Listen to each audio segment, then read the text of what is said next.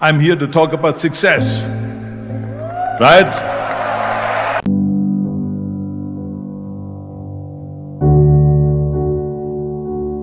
The first rule of success is to have a vision. You see, if you don't have a vision of where you go, and if you don't have a goal where you go, you drift around and you never end up anywhere. It's like you can have the best ship in the world, you can have the best airplane in the world. If the pilot or the captain doesn't know where to go, it would just drift around. It would not end up anywhere, or most likely in the wrong place. So I was very fortunate that I stumbled onto my vision. I mean, as you know, I was born in 1947 in Austria after the Second World War. And I didn't really like Austria when I grew up. I couldn't wait to get out of there. I couldn't see myself becoming a farmer or a worker in a factory or anything like that. Even though my parents wanted me to stay there and have a normal life. My father wanted me to become a police officer like he was. My mother wanted me just to stay there and marry a girl with the name of Heidi, hopefully, and have a bunch of kids and run around like the Van Trapp family in The Sound of Music. But that was their vision, not mine. My vision was totally different. I felt that I was born for something special, for something unique, for something big. You know how great it felt that I knew where I was going? Imagine the majority of people don't know where they're going. When you have a goal, when you have a vision, everything becomes easy. Because remember that in America, for instance, when you study, you will see the percentage of people that like their jobs. 74% hate their job in America. Now, there is not much different when you come to Europe.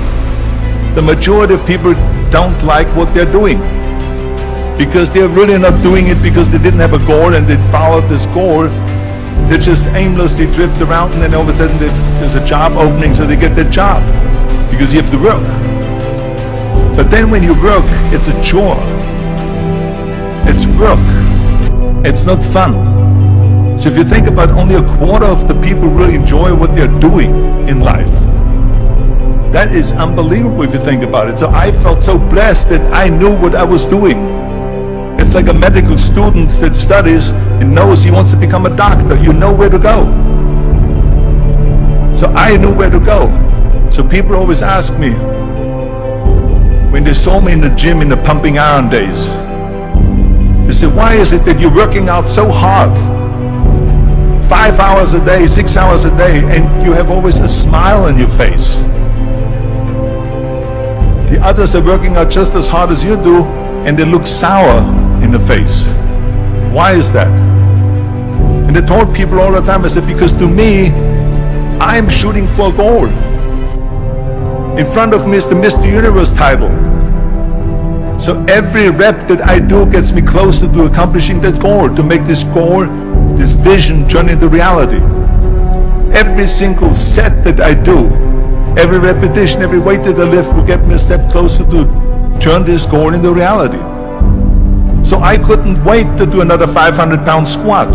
I couldn't wait to do another 500-pound bench press. I couldn't wait to do another 2,000 reps of sit-ups. I couldn't wait for the next exercise, for the next half hour of posing and all the kind of things that you have to do to be a champion. And with the age of 20, I went to London and I won the Mr. Universe contest as the youngest Mr. Universe ever. And it was because I had a goal. So let me tell you something, visualizing a goal and going after it makes it fun. You got to have a purpose no matter what you do in life. You got to have a purpose. So that's rule number one, have a vision. Rule number two is, don't listen to the naysayers. Don't listen to the naysayers.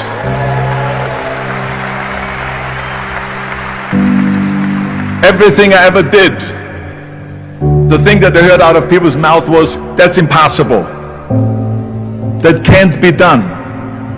Or no. So whenever someone said to me, It can't be done. I heard it can be done.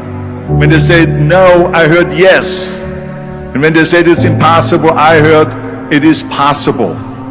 I'm a strong believer of what Nelson Mandela said, that everything is always impossible until someone does it. Well, I'm going to be the one, I said to myself, I'm going to do it and I'm going to show it to them. Maybe it has never been done before. That's perfectly fine with me. But I'm going to do it.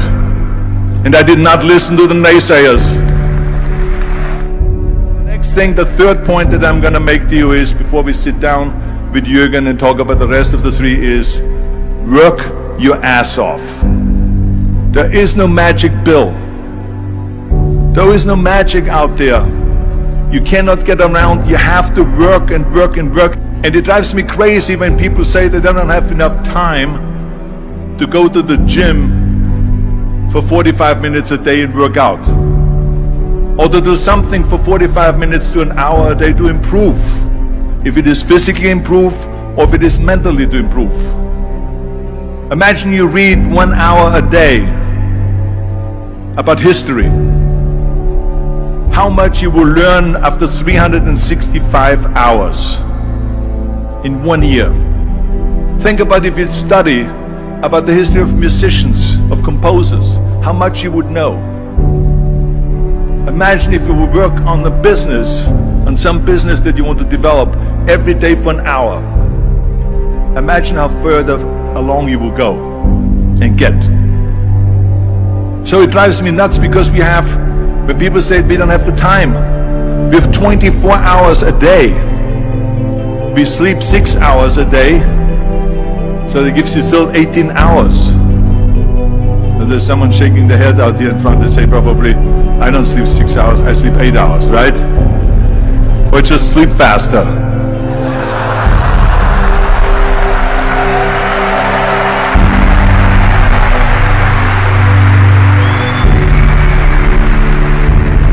So we have 18 hours a day.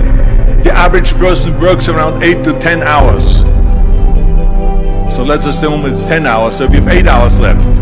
Then you travel around an hour a day, maybe 2 hours a day. So now you have still 6 hours left. So what do you do with these 6 hours? What do you do with these 6 hours? Then we eat a little bit, then we schmooze a little bit, talk a little bit to people and all that stuff. But you can see how much time there is available if you organize your day. So you got to work hard. I mean, let me tell you something. When I went to America, I went to college, I went and worked out 5 hours a day, and I was working on construction. Because in those days in bodybuilding there was no money. I didn't have the money for food supplements or anything. So I had to go to work. So I worked on construction. I went to college, I worked out in the gym, and at night from 8 o'clock at night to 12 midnight, I went to acting class 4 times a week. So I did all of that. There was not one single minute that I wasted. I became very friendly with Muhammad Ali in the 70s. And Muhammad Ali worked his butt off. And I saw it firsthand.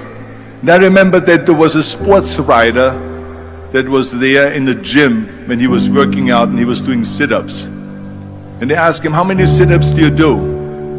And he said, I don't start counting until it hurts. Now think about that. He doesn't start counting his sit-ups until he feels pain. That's when he starts counting. That is working hard. And so you can't get around the hard work. It doesn't matter who it is.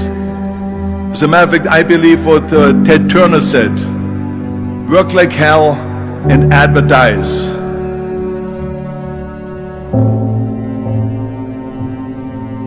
You get it? Work like hell, go to bed, and early to rise, work like hell and advertise. So you work your ass off, and then you let the world know about your work. That's what it is all about. Let people know. If you have a company, if you have a movie, if you do a sports, work your ass off, but then advertise and let everyone know. I hate Plan B. And I tell you why. Because we have so many doubters, as I've said earlier, the no-sayers. We have so many of those people that say no and you can't do it, it's impossible. That is okay, because we just turn off, as I said earlier, and we listen and we hear the no being a yes. You can't do it, you can do it, and all of that. So that is possible to do that amongst all the negative people around you. But when you start doubting yourself, that's very dangerous.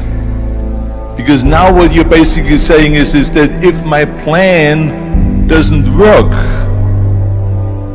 I have a fallback plan, I have a plan B.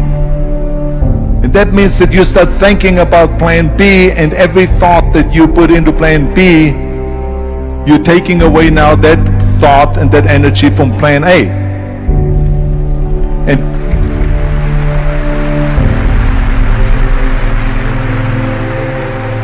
And it's very important to understand that we function better if there is no safety net, because plan B becomes a safety net. It says that if I fail, then I fall and I get picked up and I have something else there that will protect me. And that's not good, because people perform better when there's no safety net. People perform better in sports and everything else if you don't have a plan B. To me, it is very dangerous to have a plan B, because you're cutting yourself off from the chance of really succeeding. And the reason, one of the main reasons why people want to have a plan B is because they are worried about failing. What is if I fail, then I don't have anything else? Well, let me tell you something, don't be afraid of failing, because there's nothing wrong with failing. You have to fail in order to climb that ladder. There's no one that doesn't fail. We all fail. It's okay.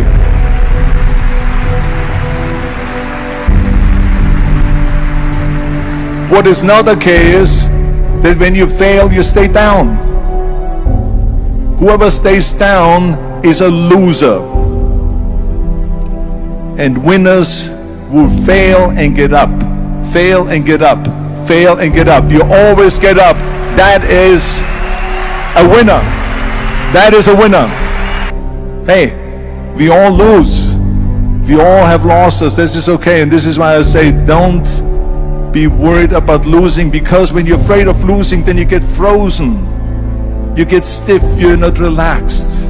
You got to be, in order to perform well in anything, if it's in boxing or if it is on your job or with your thinking, is only happening when you relax. So relax. It's okay to fail. Let's just go all out and give it everything that you got. That's what it is all about. So don't be afraid to fail. This is one of my 6 rules to success. You can only feel complete as a person if you think about what can you do for your fellow member around you that maybe needs help. I felt like that. Everyone has a different motivation why you get into that.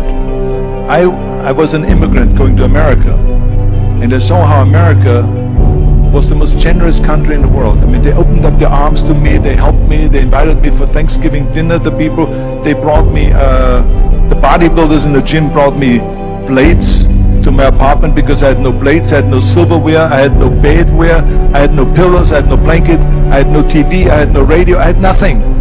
They brought it to my apartment. They helped me. And I saw that firsthand, this generosity in America. And I said to myself, as an immigrant that is being embraced with open arms, that I need to go and make sure that I give something back.